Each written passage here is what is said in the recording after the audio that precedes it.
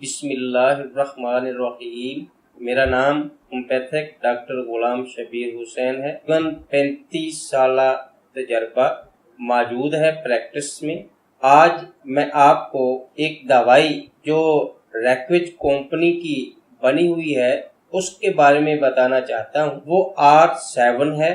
R7 بہت اچھی دوائی ہے، موجودہ وقت میں ہیپاٹائٹس کے لیے بہت مفید ہے۔ ہیپاٹائٹس جگر کی سوزش کو ہم کہیں گے۔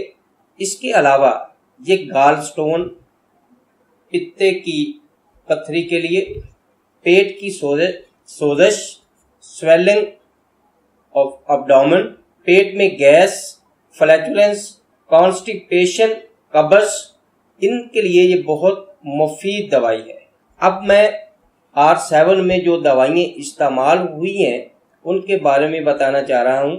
اس میں کارڈس میرینیس جو کہ لیور کی سوزش کے لیے بہت مفید ہے، چیلیڈونیم، کولسٹرینم، کالوسنت، لائکوپوڈیم، نکس وومیکا، ان تمام ادویات کا مجموعہ جو اتنا مؤثر ثابت ہوا ہے، بہت زیادہ لوگوں کے لیے مفید ہے۔